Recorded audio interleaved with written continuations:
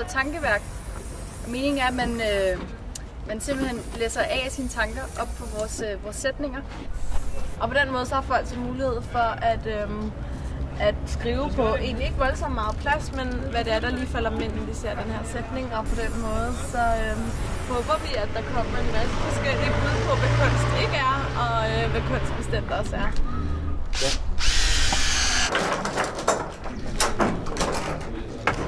De her 1x1 plader, der kommer så 32 af dem op, og danner loft over vores konstruktion herovre. Farven, der bruger vi henholdsvis til vandet, der bruger vi frugtfarve, fordi den er gennemsigtig. Så der kommer det her lys nedenunder, så folk de bliver farvet, dem der ligger nedenunder. Og til olien, der bruger vi oliefarve.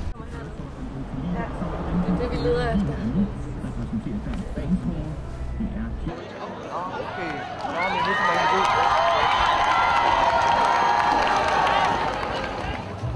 Vi sidder og kigger på en stor væg, der er lavet af Statens Museum for Kunst, hvor man kan skrive på, der står, det er ingen kunst at, og så skal man skrive en sætning.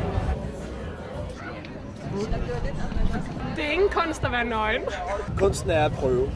Kunsten er at være i godt humør. Der er ingen kunst at tage en ryg på en utilud på lugten.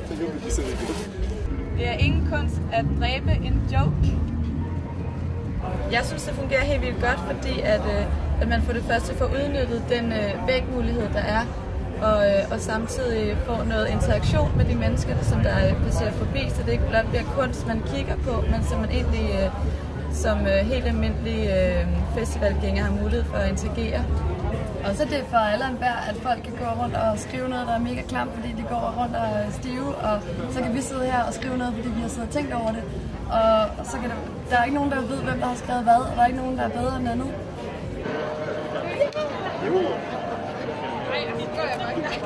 Det, der er bag mig, er Liquid Lounge, som er vores projekt til Roskilde, et af vores projekter til Roskilde i Ulm. Det var så vores plan, at det skal være sådan et område, hvor man kunne slappe af midt i al forvirring og midt i al musikken.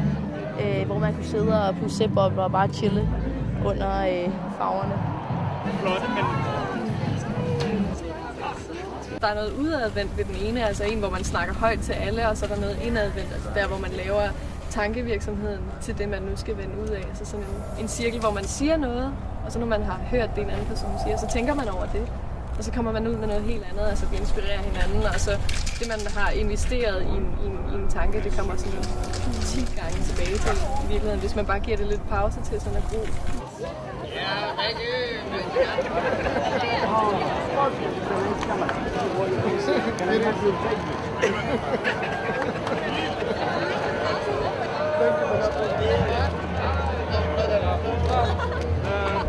At se noget blive til fra, at vi har siddet derhjemme og på museet og lavet skitser af, der hvordan skulle det være, og nu at det er her, folk bruger det.